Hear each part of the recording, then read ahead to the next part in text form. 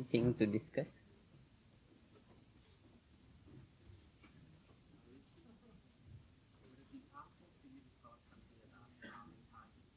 About?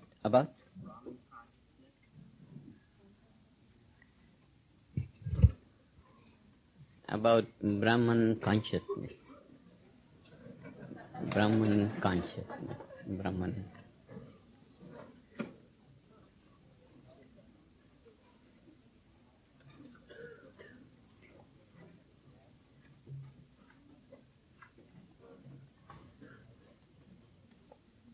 It's very easy to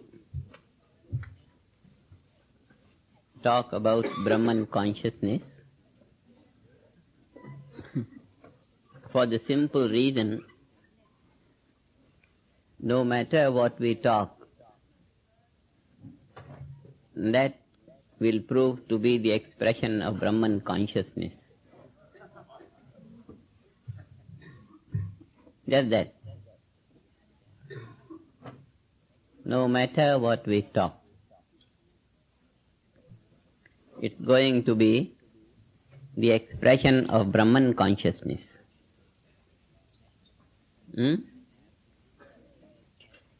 When we talk of a pillar, of a wall, of a ceiling, of a floor, what we are talking about? We are talking about the house. No matter of what aspect of the house we talk, that is the expression of the house. House is the totality of all these small items which structure it. House is just the total. The word house is the expression of a totality of all these different constituents of it. Pillar, the wall, the ceiling, the floor, anything, kitchen, dining, living, any room, is the expression of the house. Even the names of all these things, when we talk of the wall, the word wall, the name wall, also is the expression of the name house. And the form of the wall also is the expression of the form of the house. So name and form, two things. Name of the totality is expressed by the names of the parts of the totality. The name house is the name of the totality of the expressions of the names wall, floor, ceiling, pillar, all that. These are all the constituents. The constituent of the name are the names. The constituent of the form, house, is an assemblage of the form of the house. So name of house and form of house. Names of all these items which make a house, and forms of all these items which go to make the house. The name and the form. Name of the parts, names of the parts, plural. Names of the parts are the expressions of the name of the whole. Forms of the parts are the expressions of the form of the whole. Having understood this, we have understood what Brahman is. So, what I said,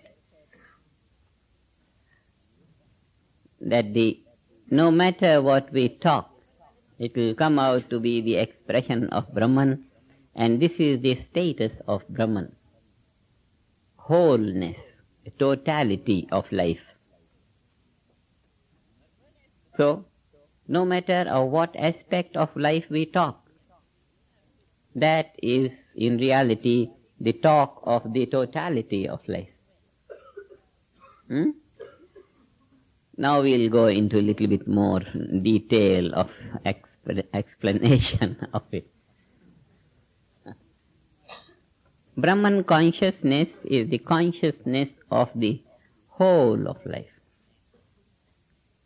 Now, you may come up to say, I have experienced Brahman consciousness because every moment I take a dive, transcendental consciousness is certainly unbounded. And unboundedness must be called wholeness.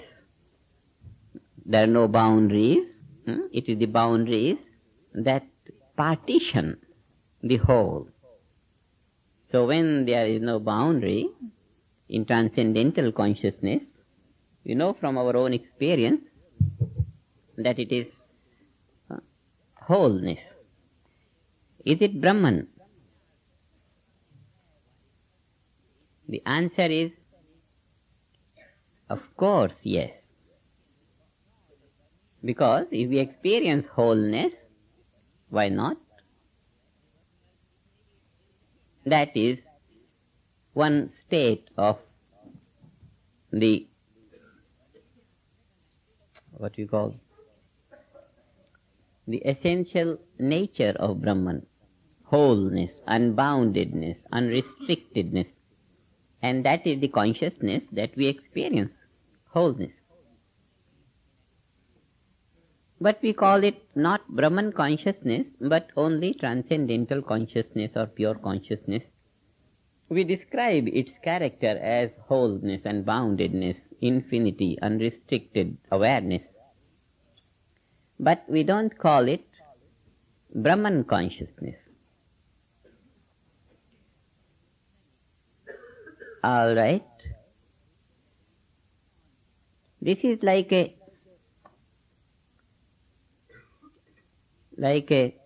indication or a picture, a model of a house, a model. The architect makes a drawing and we see the 16-story building. It's there. We see, but we don't call it a building or a home. It's a model. It gives an experience of the wholeness, but we don't call it a building. Building is structured from that basis, that wholeness, and then transcendental consciousness, and then cosmic consciousness, and then God consciousness, and then unity. Different values of consciousness. All these different values of consciousness are with reference to relative states of consciousness. Waking, dreaming and sleeping. These are relative states of consciousness. Transcendental, absolute. Now, cosmic consciousness is that absolute transcendental consciousness plus waking or dreaming or sleeping. So, transcendental consciousness gets another name, cosmic consciousness, by virtue of the inception of waking, dreaming, sleeping. So it is the relative states of consciousness that require another name, relative name. When we say CC, cosmic consciousness, it is compared to, it is with reference to transcendental consciousness. So it's a relative name. It has a reference. It has a reference. Cosmic consciousness has a reference to pure consciousness. One C belongs to pure consciousness, the other belongs to cosmic, CC, cosmic consciousness. And consciousness we experience as transcendental consciousness. God consciousness is another relative consciousness, and this new name comes up because something happens to the waking and dreaming and sleeping states of consciousness. They begin to coexist with the transcendental consciousness or pure consciousness in their supreme relative value. Celestial value is a supreme relative value.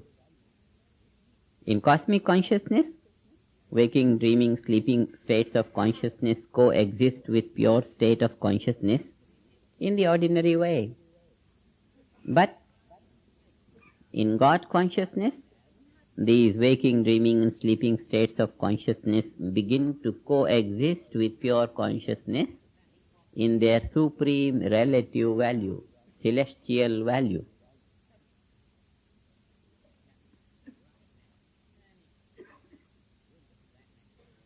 Relatives, modifications, present different states of consciousness, cosmic consciousness, God consciousness.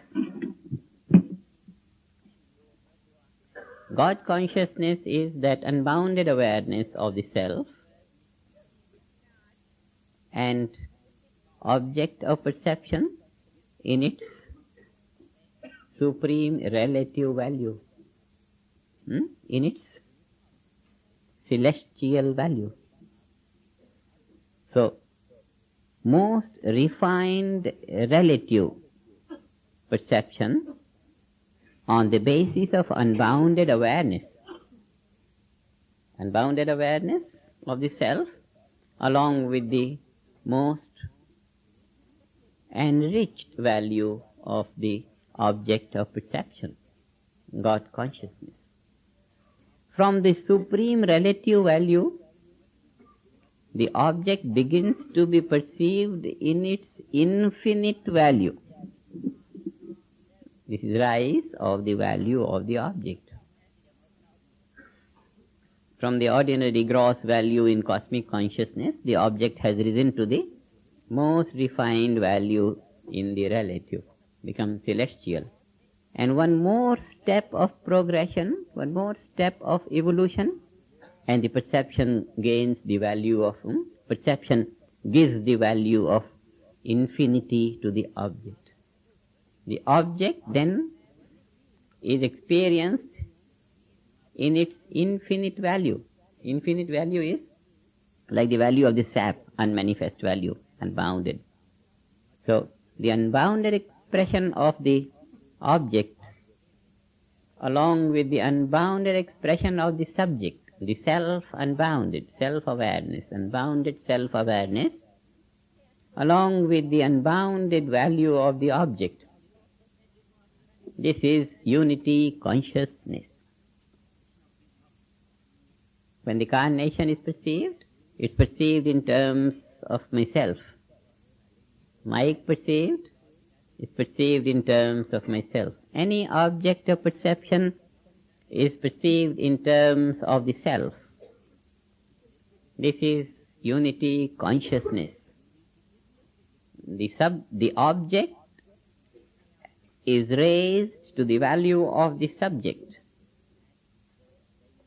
The subject is as good as the object. And in this state,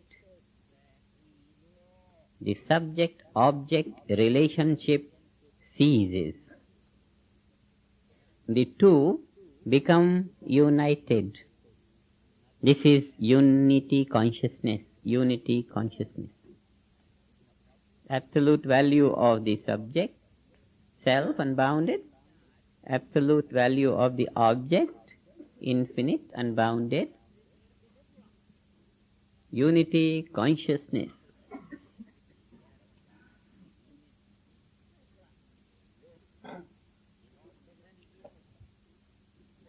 Now you have to be a little alert. What more can there be? What more can there be? We'll talk about many things later, but let us now concentrate on this point. The object of perception is cognized in its unboundedness. I see carnation and I see it as myself. Beautiful.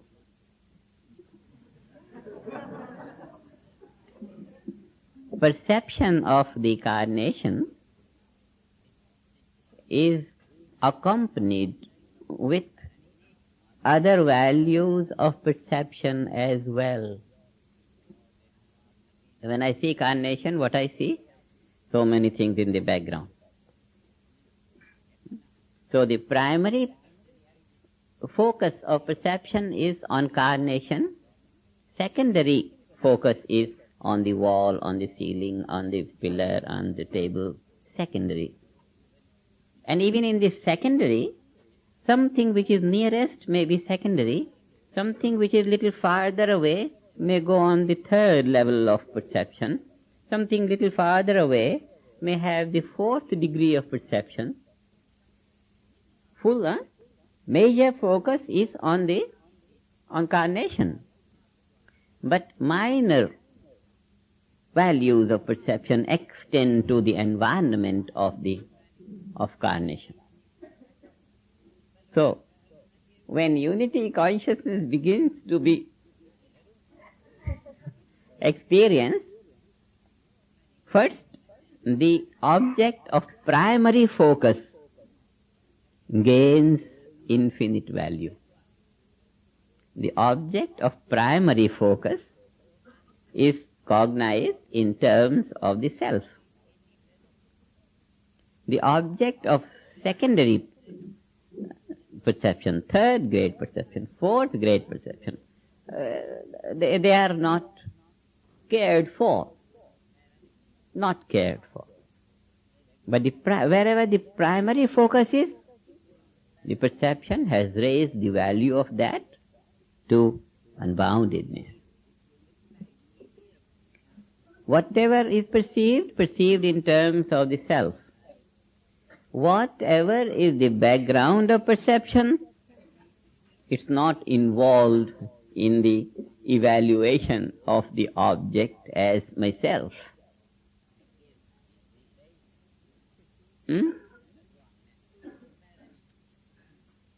It is this little variation in the different, it is this little variation in the field of perception that still has to be evolved. As it is, the object of primary focus has been evolved to infinity. Objects of secondary, third grade, fourth grade, fifth grade perception, not yet in terms of the self, not yet in terms of the self. This is in terms of the self, that is not cared for. Everything else is not in terms of the self. Even though the experience of carnation in terms of the self is not contrary to the perception of the background also in terms of the self, but yet that stage has not yet developed, that the second grade focus also is in terms of the self. And when this starts to happen, then unity consciousness starts to rise to Brahman consciousness.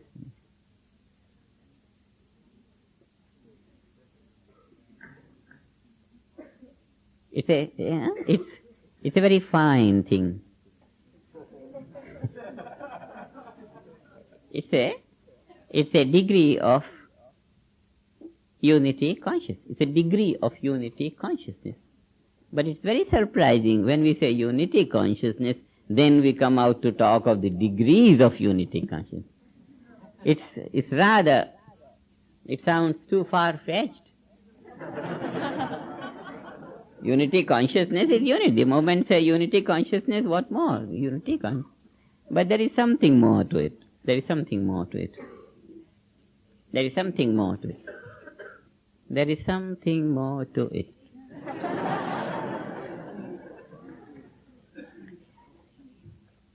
I'll make it a little more clearer.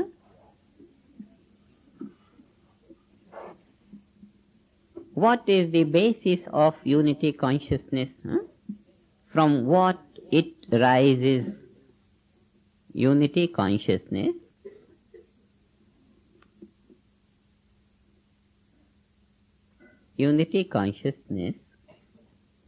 rises on its own level. There is a level of life within me which is unbounded, which I know when my awareness reaches that area, I am unbounded. It's within me, within the subject. Deep within the subject is that wholeness of life unbounded. Likewise, deep within the object is that unmanifest value of the object, which again is free from the qualities of the form and name, that again is unbounded. So deep within the object, the reality is unbounded. The boundaries of the object, deep within them, have something which is unbound. Something which is unbound. So the object is boundless in its reality. The subject is boundless in its reality. And therefore, unity of existence has a level of its own. Unity of existence has a level of its own. Oxygen and nitrogen and hydrogen, all these different elements, deep within each of them is absence of the qualities of hydrogen, absence of the qualities of nitrogen, absence of the qualities of calcium, absence of all these qualities. There is something which is quality-less. If you go deep within the atom, finer particles, high energy particles. If you go deep, more deep within them, ground state, non-moving. Physics calls it ground state. Deep within ground state, vacuum state.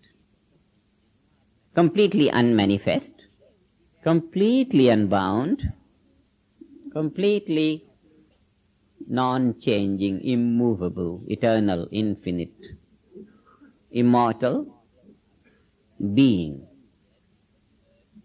That is the reality.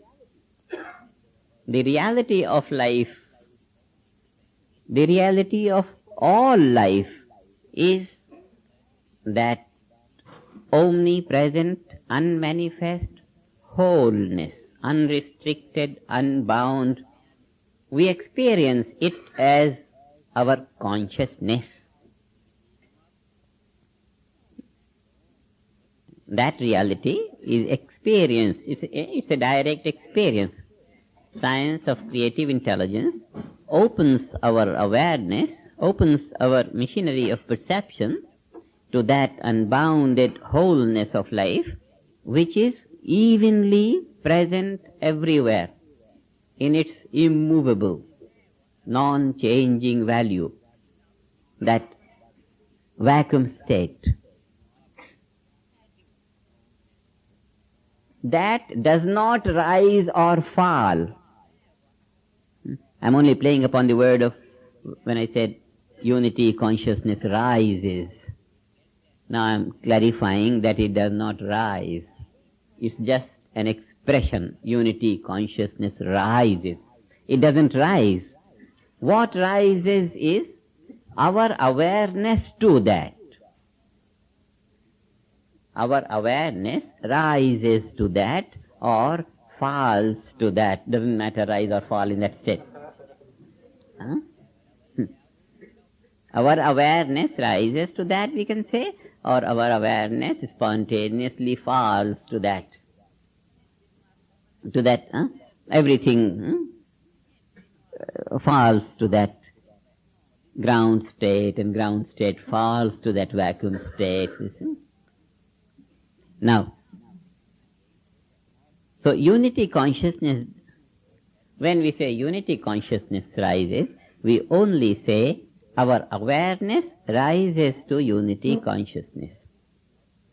We call it unity consciousness because as long as our awareness has not risen to that unity consciousness, so long it is in the consciousness, so long it is that state of consciousness which is non-unified. What dominates is the object of perception, this or that or that or that or that. So long it is not, it is ununified. And when the object and subject both have come on to that level of awareness where the differences are superficial, just on the level of the sap, the difference between the green and the red, they are too superficial even to be considered.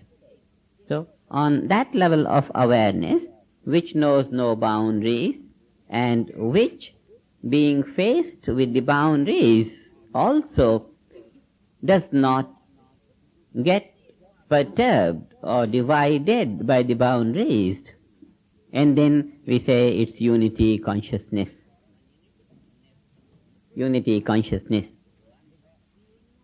From that level, the unity consciousness, the friendship between the object and the subject, the friendship extends to the environment of the object.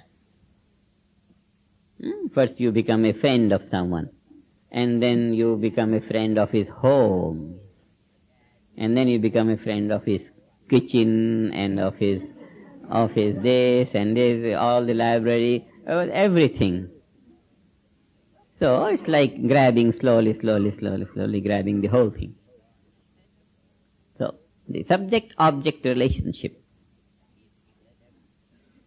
drops off as unity consciousness rises. And when even the environment of the object is spontaneously in terms of the self, the whole thing in terms of the self, then self in terms of the whole thing, everything in terms of the self in terms of everything. The distinction between unity consciousness and Brahman consciousness is that the self in terms of one thing, self, whatever the object of perception, it is in terms of the self. Whatever the object of perception primary, it is in terms of the self. But when, along with the primary object of perception, everything else is in terms of the self, then it's real wholeness. Then it is Brahman consciousness. Now we'll understand it in a different way. Let's have different way. How unity consciousness has risen? It has risen out of many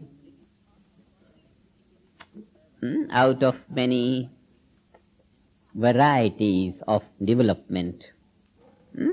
Various things have come together to constitute unity consciousness. waking, dreaming, sleeping consciousness became transcendental and cosmic and God. All these have served to be the constituents of unity consciousness. The very word unity implies non-unity, full of differences. So it's the differences that have come together to produce unity consciousness. Differences. Firstly, the difference between waking, dreaming, sleeping consciousness in comparison to transcendental consciousness.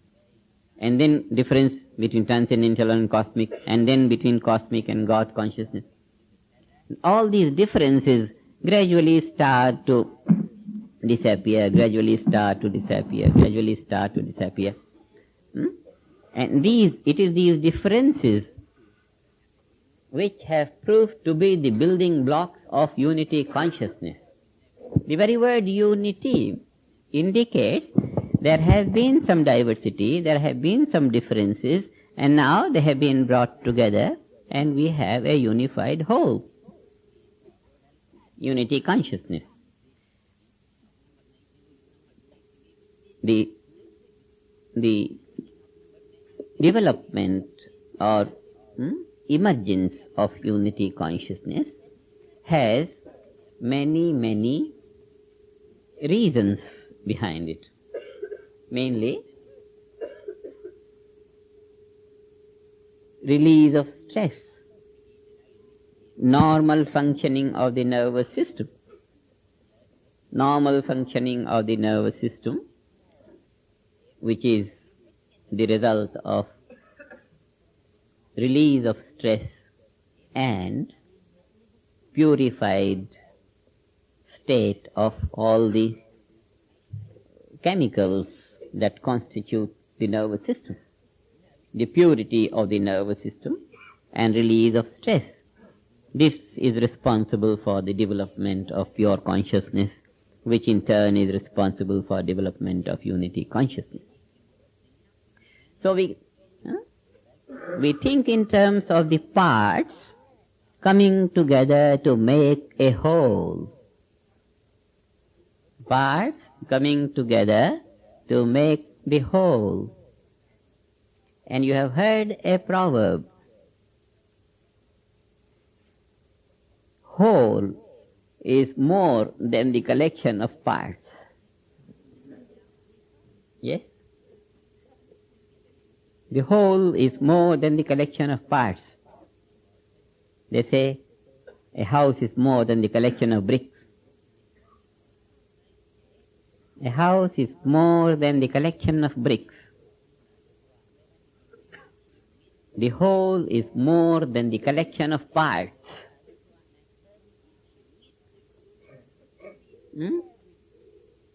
In this you find a very beautiful expression for unity consciousness and Brahman consciousness. When the parts are collected, that means when the differences are collected together, when all the different things brought together, then they produce unified state of affairs, unity consciousness.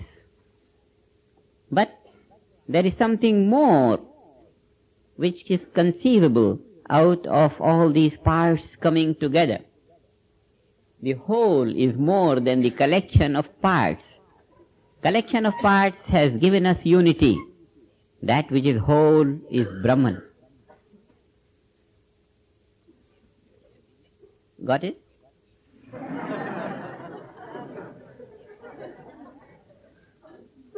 How many have missed it? Collection of parts, coming together of the differences, has produced unity consciousness. So this is collection of parts. Now the definition of the whole is that it is more than the collection of parts. The collection of parts is unity consciousness.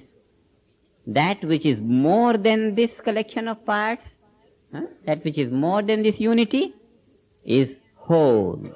And that more is Brahman.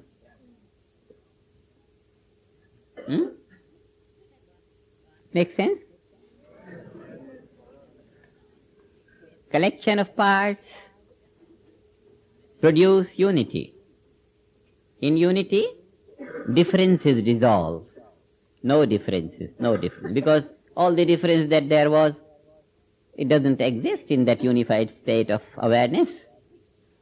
Unified state of awareness, unity consciousness. One may see this and this and this, but then the predominance is not either of this or of that or of that or of that or that.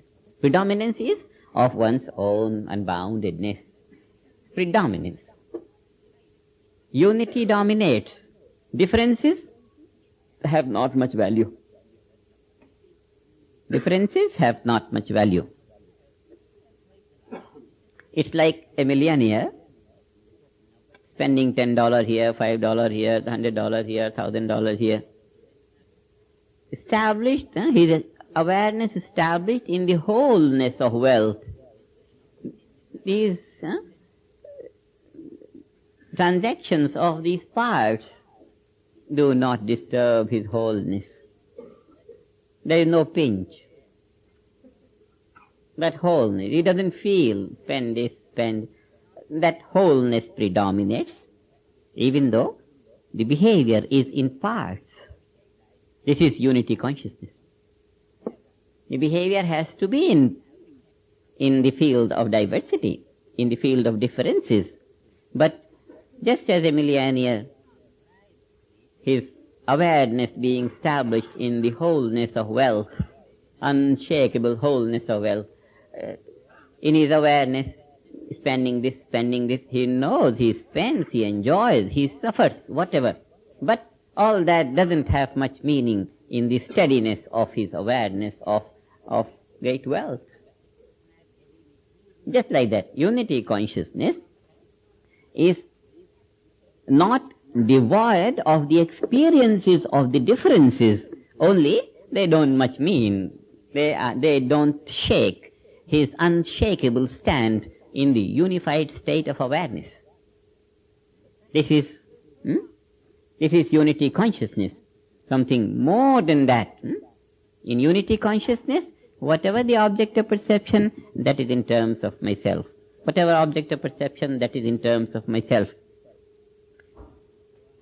And in this state, something that is not the object of perception is not included within the range of the self. Only the object of perception is in terms of the self. Something that is beyond the object of perception, away, far, here, there, it is not taken into consideration. It's not considered. So unity consciousness is within the range of perception. Whatever is perceived, that is in terms of the self. Every object of perception, every object, we can add a word, every object of primary perception. Because perception has its varying degrees. Primary perception, secondary perception. There is main concern, there is subordinate, secondary concern. So secondary concerns are not involved in unity consciousness. And when everything gets involved with anything being involved, when everything gets involved in anything being involved, then it's the wholeness which is more than the collection of the parts of consciousness. Whole is more than the collection of parts. It's such a common phrase, we know it from 5 years of age. Whole is more than the collection of parts. The house is more than the collection of bricks. Whole is more than the collection of parts. So, collection of parts presents unity consciousness. That which is more than this is Brahman consciousness. More than this. This gives us a very good account of what the collection of parts is and what we can expect from this situation when the parts have been brought together. When the parts have been brought together, then this collection of parts will produce something more than what it in itself is. And that will be Brahman consciousness. Now let us understand it in a more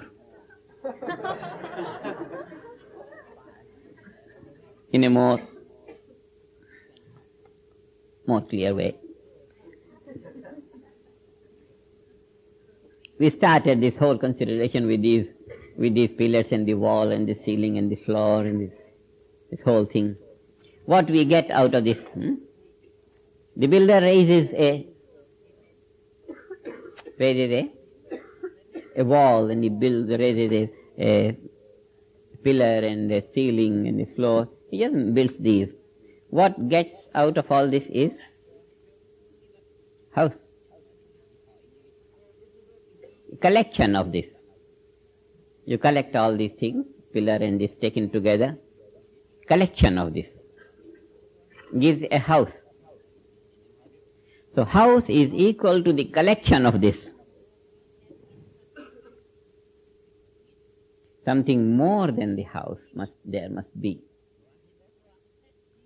House is like all these different constituents put together. Wall, ceiling, floor, pillar, put together. Collection of these. We call it house. Collection of these, house. House is like unity consciousness. What is more than the house? It can't remain a puzzle for a very long time. No. A builder builds the house. What he does, he raises the pillar, and he raises the wall, and he raises the ceiling, and he raises the floor, and he raises this, and he raises this. For 6 months, 1 year, he has been raising this and this and this. They all have been raised. Now, the builder occupies the house. He is in the house. He is in the house. But what is in his mind? The wall, the pillar, the ceiling, and always he says, oh, what a beautiful color of wood I have put in there, and that factory from where it came was really good. And whenever he sees a pillar, say, oh, they have made this.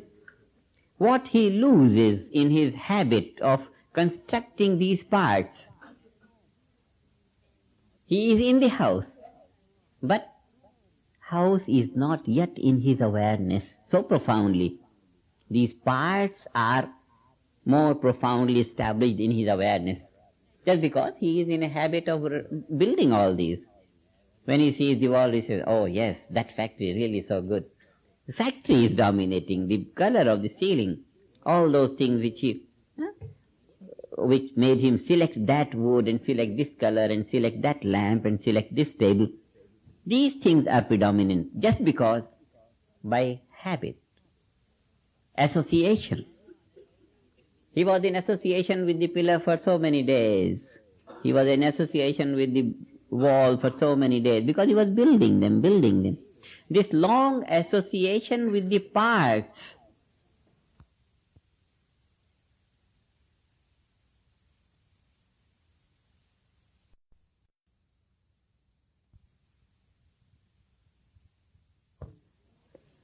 this long association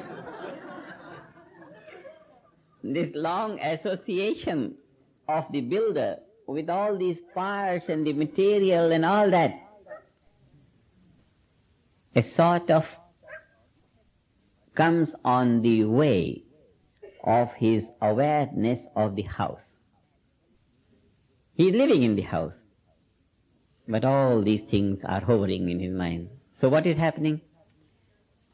Parts are predominant in his awareness. Wholeness of the house is yet secondary. A few weeks pass, a few months pass, gradually, more of the house awareness starts to dominate. More and more the awareness of the parts becomes secondary. A time comes when he doesn't bother about the pillar and he's just seeing the pillar and cornering it and going here and there. What is predominant is house. He wants to do that thing and that thing and that. It's the use of the house that gains predominance in his awareness. Parts no longer predominant. Just by virtue of habit. Because one has been dealing with the parts so long, so it is natural for the awareness to remain dominated by the parts. And when one starts to use the whole, it's natural that long association with the whole makes his awareness predominant with the whole, and then the parts go in the background.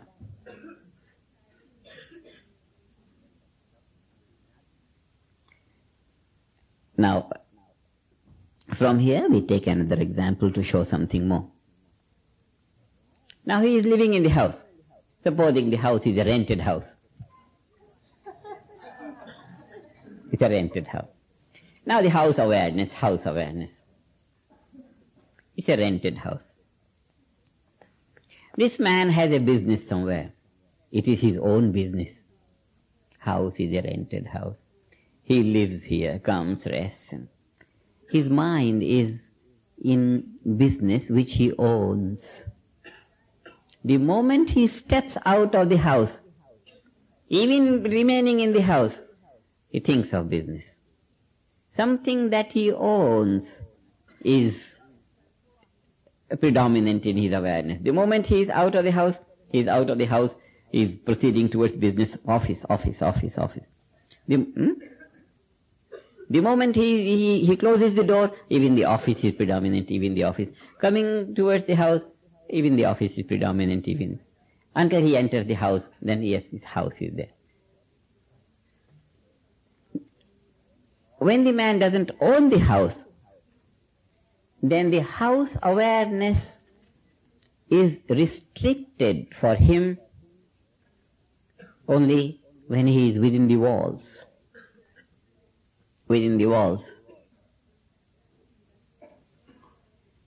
He goes to office, all his awareness is for the office. When he enters the house, he becomes aware of the house. But the office is predominant in his, because he owns that. Such a man, when he owns the house, the moment he starts to own the house,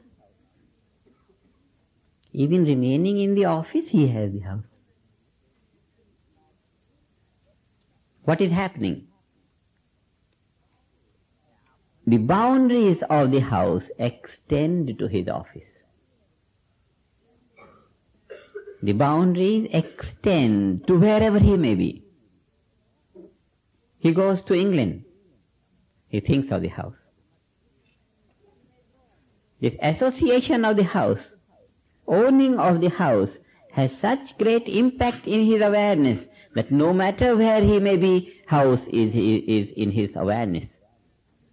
Meaning thereby, the boundaries of the house expand, and they begin to embrace the entirety of whole of life.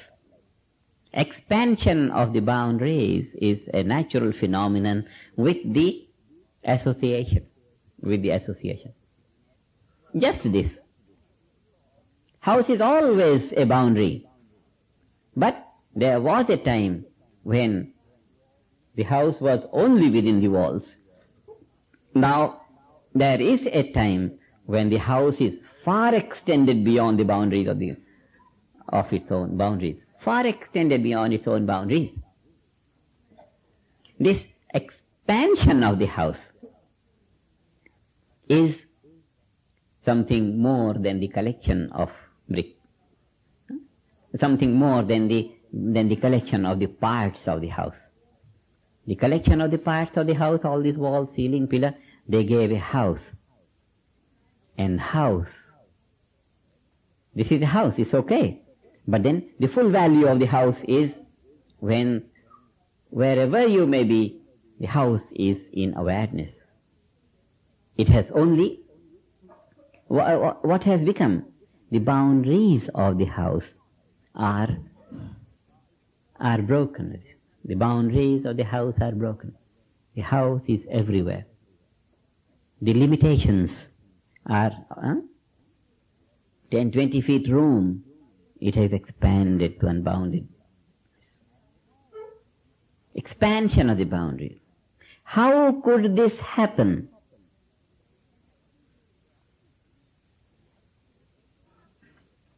When we are talking of the state of consciousness, it's a reality. It's not intellectual conception, or it's not psychological feeling. In these examples, it's a matter of psychological feeling. It's just an example to show something happens. But now we are considering why this thing could happen. Unity consciousness is a reality, one knows from one's experience.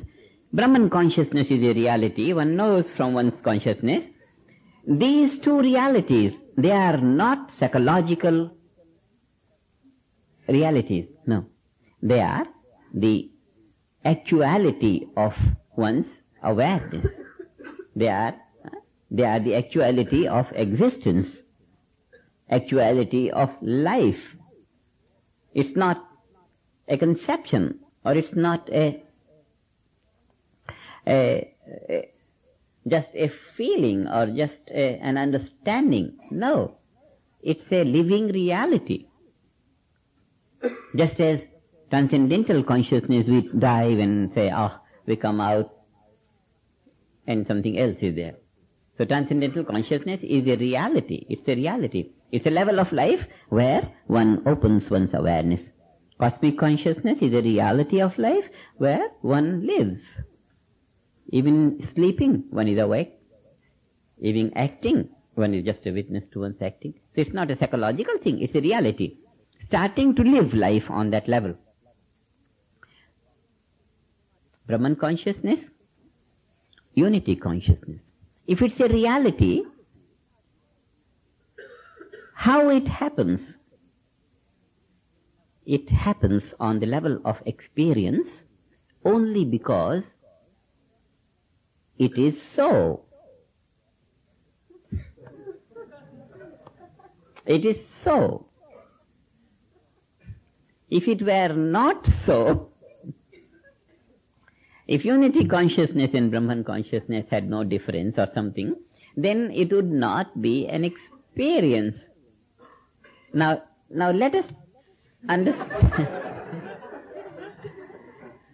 Let's now understand what is behind the scene of the difference in the unity consciousness. This is just the difference in unity consciousness. On one level we call it unity. When other kind of characteristics develop in that unity, then we say Brahman consciousness. It's the evolvement of different characteristics. Where is this? The answer is very simple. The answer is simple. We have this room. Inside we know space. 60 feet and 100 feet space. Can be measured space. Knowing this, analyzing this, we get space. Outside we go, space.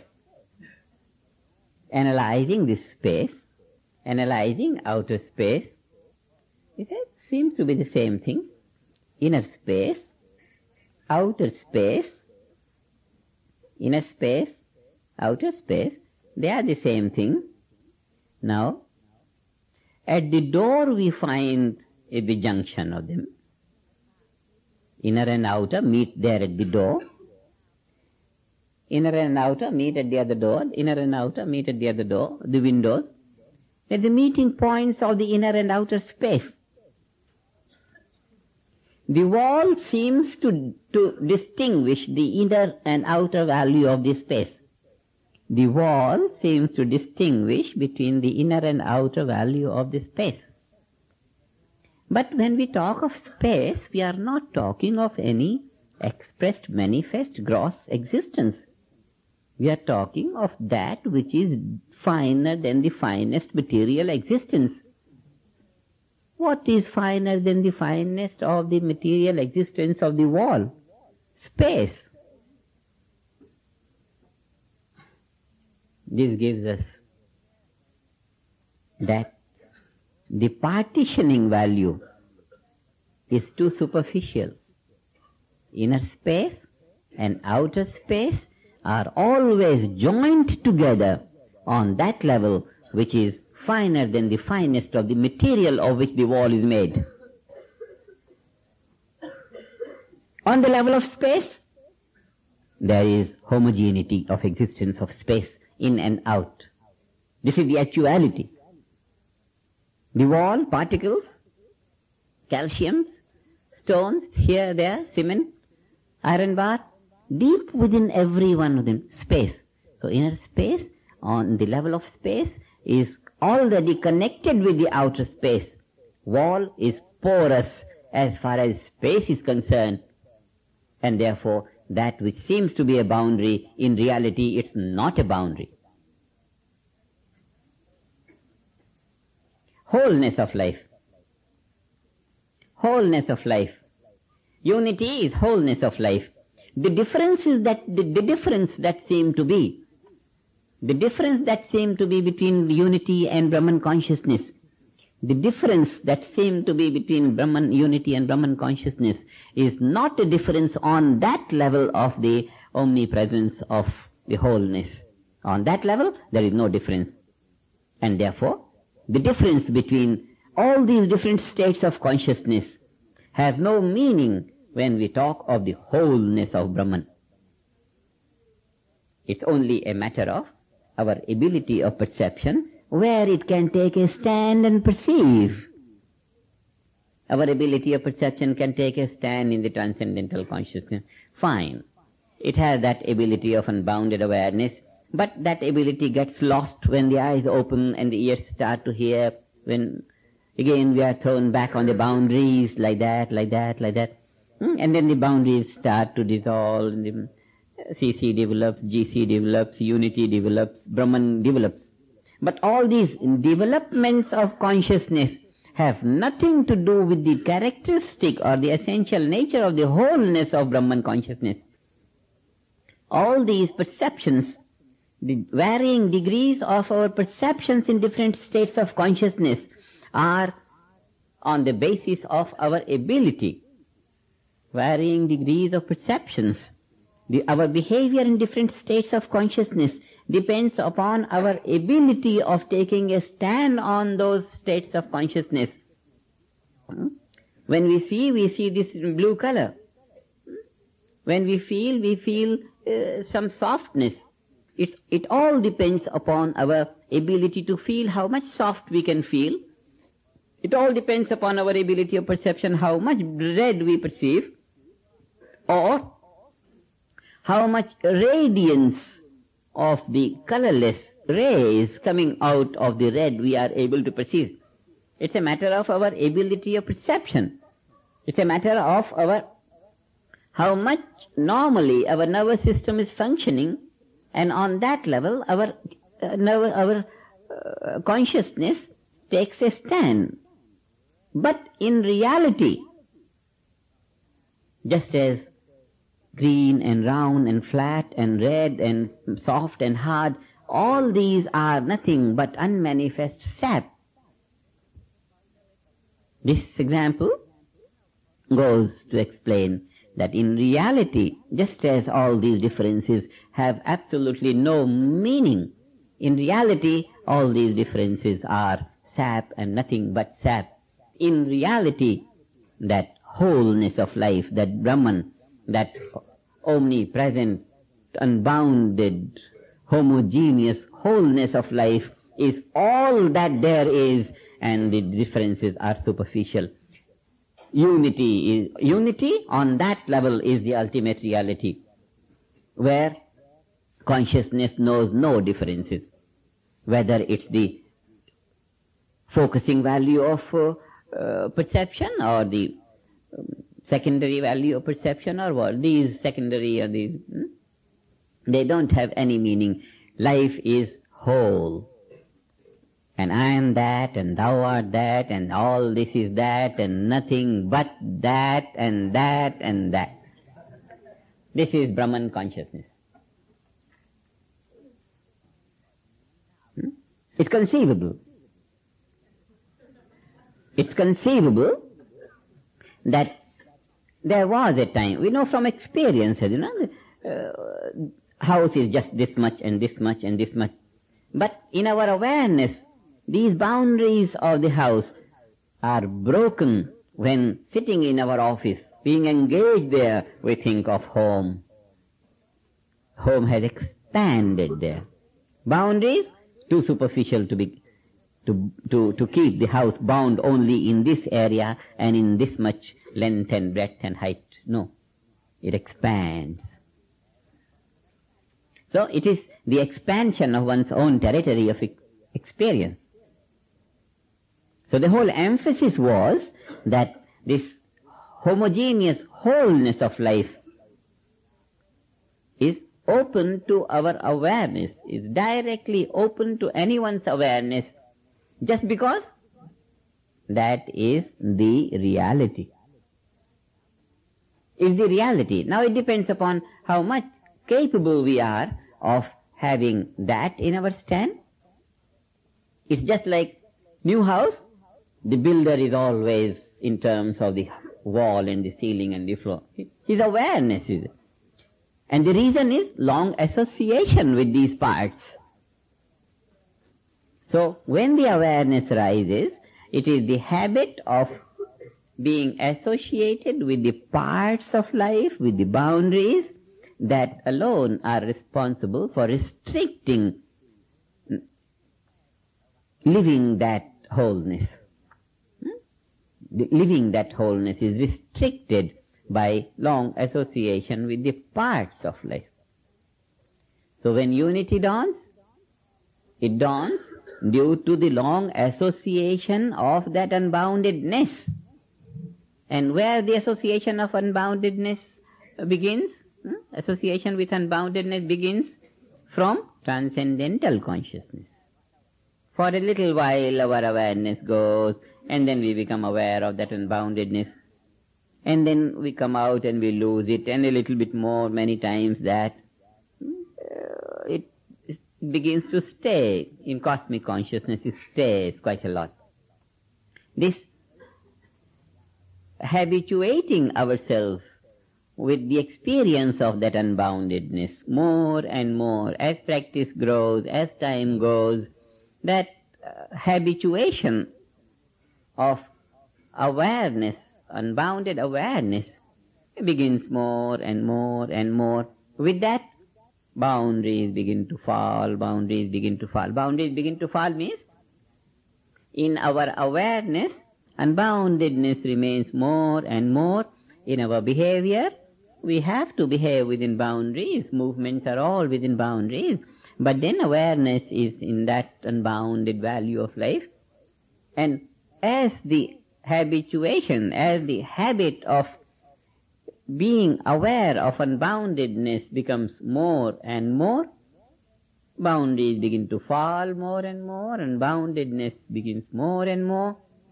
A time comes when whatever we perceive in terms of that unboundedness. Whatever we perceive in terms of unboundedness. And that we say, this thing, everything, what we perceive in terms of ourself.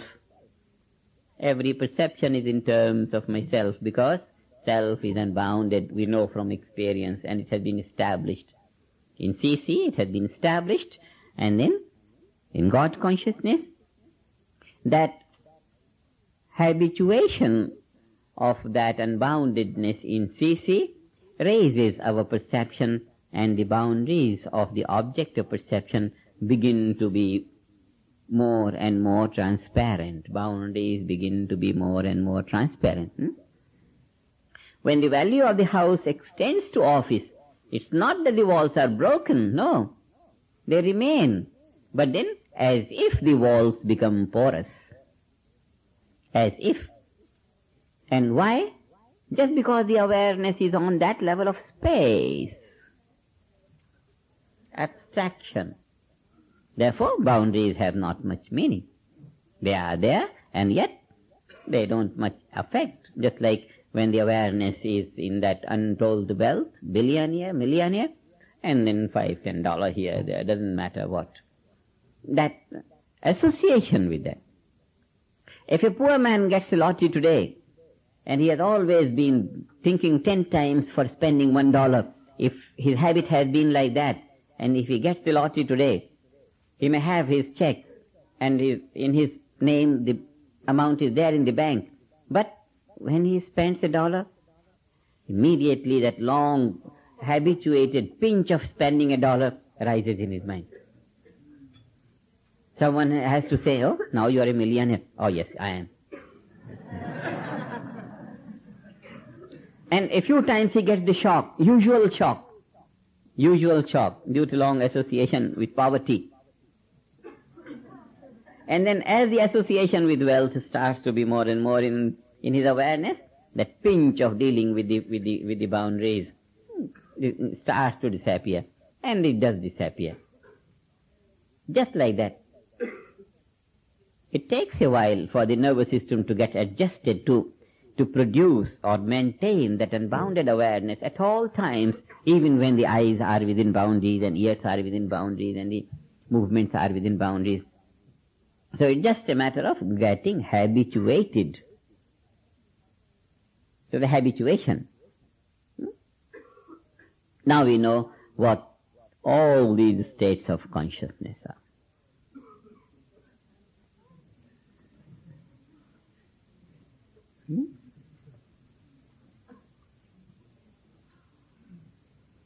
So what we have discussed just now?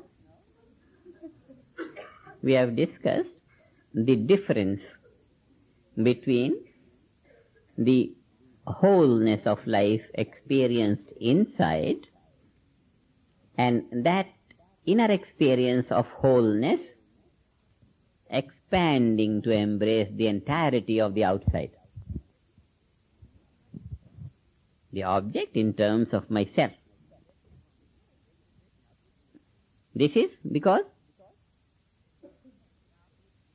I am experiencing inside me that unboundedness. I am experiencing inside me that unboundedness, and due to that, this is also in terms of the same unboundedness. So, when we want to make a distinction between these experiences of unity and Brahman state of consciousness, then we say, we can talk unity as the inner awareness, wholeness of life experienced inside oneself, and Brahman consciousness, wholeness of life experienced even outside oneself. Wholeness of life, house awareness when we are within the house, and then that house awareness extending when we are even outside the house. Then the house awareness in and out both together. So when we make a distinction between unity and Brahman consciousness, then unity consciousness we can say we experience wholeness inside, and when that inner wholeness, awareness of the wholeness inside expands outside, and in and out both become the same unboundedness, then you say Brahman consciousness. Now, something very beautiful, huh? In what we are making distinction? Wholeness is wholeness, but we are making a distinction in wholeness. Inner wholeness, outer wholeness. First, the inner wholeness gets stabilized, and that completely stabilized inner wholeness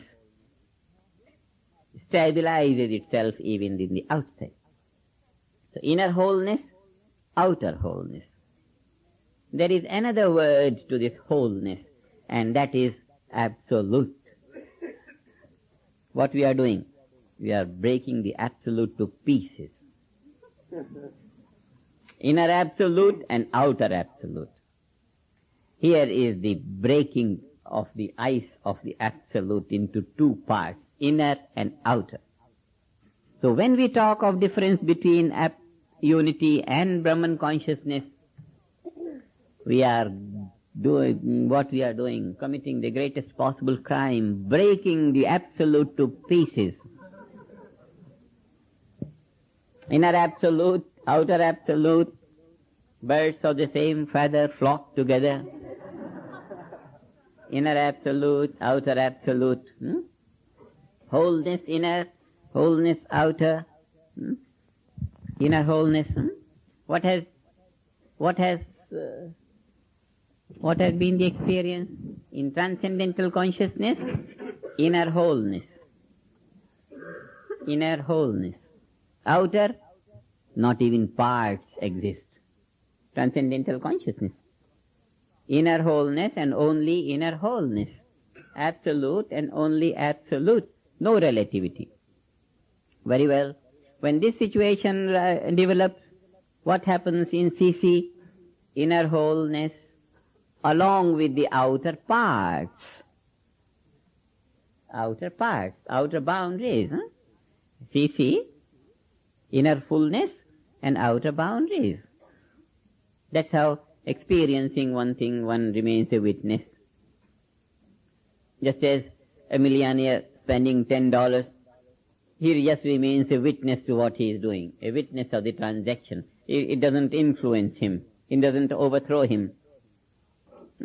Just like that unbounded awareness in CC becoming stabilized. All the boundaries, they don't influence him. He remains a witness. This arises eternal freedom, unaffected, uninfluenced. He is all wide awake forever in his unbounded royalty.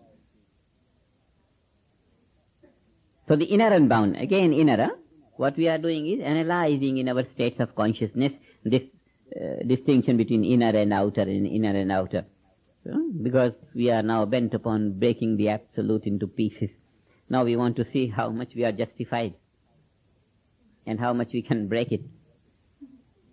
So transcendental consciousness, all inner fullness, absolute, inner.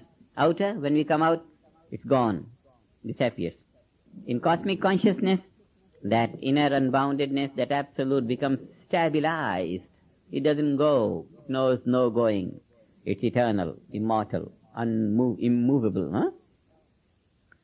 In God consciousness,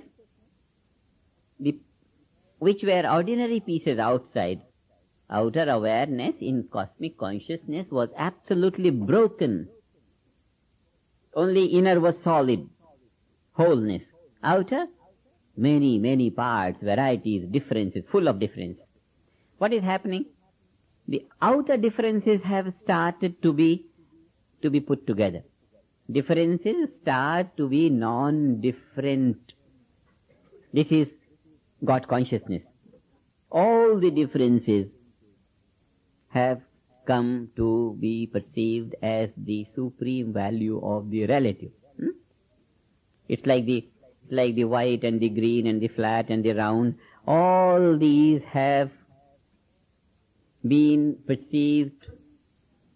All the green has become, when we approach the sap, then the green is least green and the white is least white. That means the differences between bright white and bright green, the difference is dissolving. The differences are dissolving as we are approaching the level of the sap. Differences are dissolving as we are approaching the level of the sap. So same way, the differences that were very predominant in cosmic consciousness, the inner unboundedness was solidly established. It's okay. But our consciousness outside was broken. Whatever experience, all these different states of perceptions, they break our awareness, they break our consciousness. So, differences are very predominant. So we have two values of consciousness: inner, unbounded, and outer, broken into boundaries. Now, this awareness, outer awareness, which was broken into boundaries, start to be less broken into boundaries, less broken into boundaries, less broken into boundaries. All the boundaries have been raised to the celestial value. A sort of unity, but not yet unity, because there is some difference between the celestial outside and the unbounded and manifest inside. So there is some difference. So, by the time God consciousness is reached, all the well-marked, sharp differences in our consciousness have begun to become unified and become unified. Not yet God consciousness. In God consciousness, the difference between inner unboundedness and the outer celestial boundaries, there is some difference. There is some difference. Now, in unity consciousness, the celestial value has risen to infinite value. So, inner and outer. Outer object of perception has lost its boundaries. Even the celestial boundary is lost. Unbounded object, unbounded subject. Now, this is a situation where every object of perception starts to be in terms of the inner wholeness and outer wholeness in a piece of perception. Outer wholeness, inner wholeness. This is unity. Inner wholeness, outer wholeness. Absolute and absolute. Inner and outer. Absolute. But this awareness of the two values of the absolute being one leaves behind some values which are yet to be added to the absolute.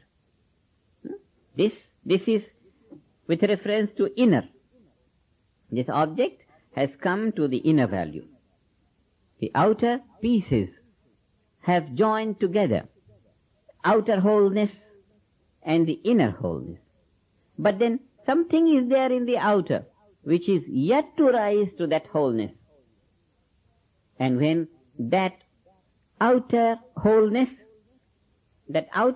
of the object extends to embrace the differences, outer differences, then the outer wholeness extends to embrace the entirety of the outside. And when the outer wholeness has expanded to embrace the entirety of the outside, then the outside and inside both are the same.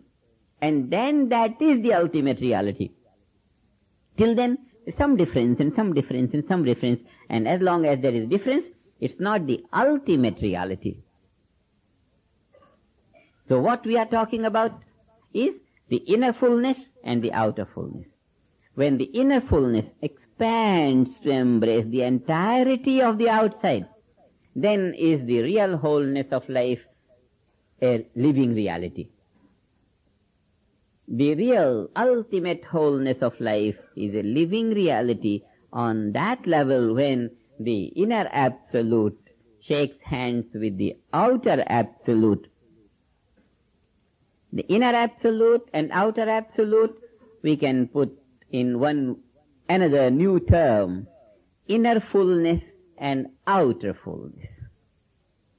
So the story of Brahman is the story of two fullnesses of life. Two fullnesses of life. Inner fullness, outer fullness. Upanishads are very beautiful in this regard.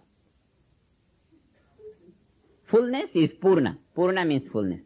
Purnamada, Purnamidam, Purnat, Purnamudachyate, Purnasya, Purnam Adaya, Purnam Eva Vishishyate. Purnamada, this is full. Purnamidam, that is full. Purnat, Purnamudachyate. From this full, From fullness, fullness springs. Fullness springs from fullness. And before that, this is full and that is full. This is full. This, here, it's a very beautiful.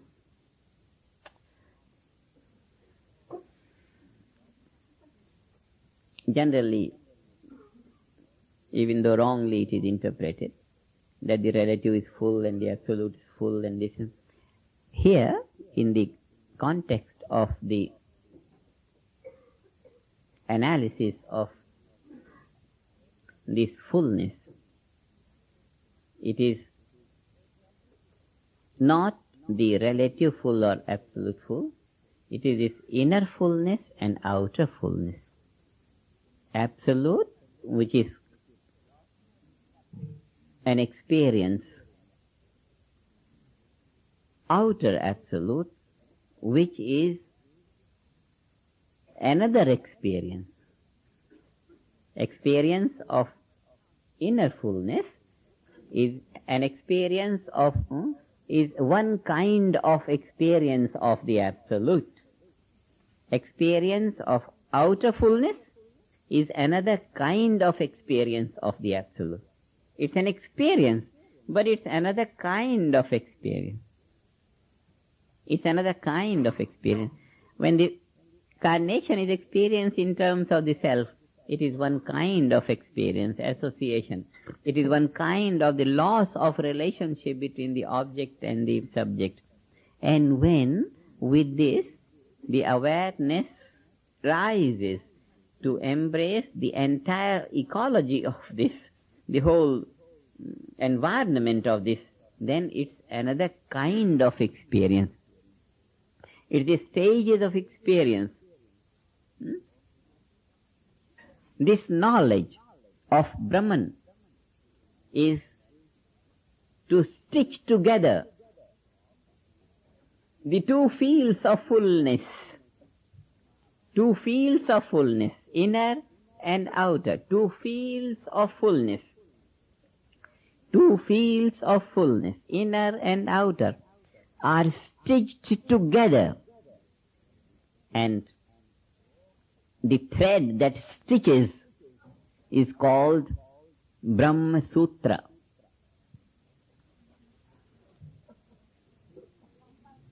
Sutra is the thread. Every stitch puts the two pieces together. Sutra is the thread. Sutra is the thread. The thread of Brahman. Because Brahman is fullness. Inner fullness, fine, it's Brahman. Outer fullness, fine, it's Brahman. But on the level of experience, there are two pieces of fullness. So the two pieces of fullness stitched together, and that is Brahma Sutra. Every sutra, every stitch puts the two pieces together. And it keeps on putting one after the other. Many stitches are necessary just because it's so beautiful. Many stitches are necessary just because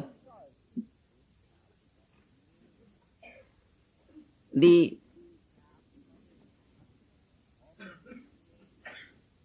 line that is going to eventually put these pieces together is a long line. Long line, why? Just because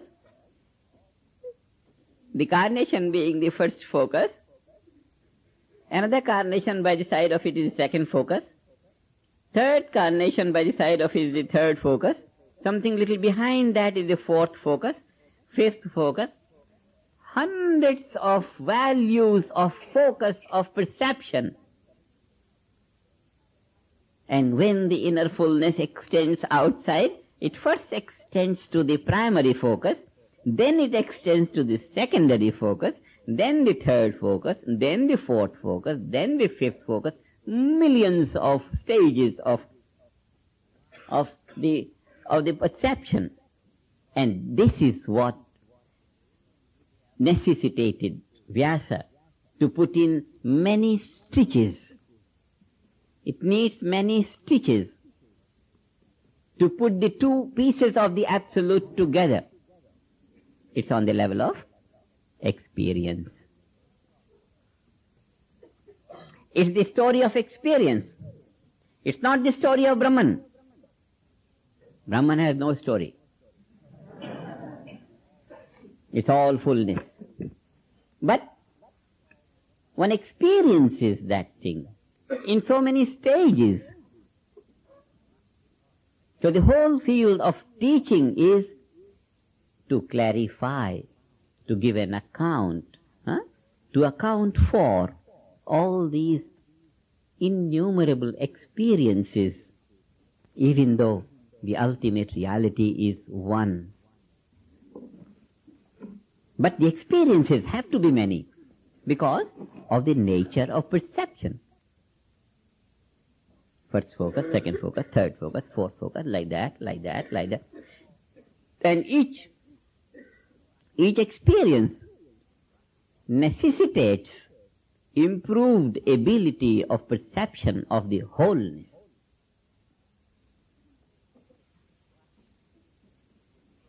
Evaluation of the carnation in terms of myself is one evaluation, and that is on the ability of evaluation. Ability of evaluation is that wherever is the primary focus, that object of focus will be in terms of myself. This is the ability. Now, when this ability gets established, it's stabilized, then this ability extends to have the same value for the secondary perception. And when that ability is stabilized, then that ability develops to embrace the third grade perception on the same level. And when that gets stabilized, then it develops to embrace the fourth grade step. And then like that, stabilizing one value of ability and allowing it to develop into second value of ability. This is what? This is just development of creative intelligence.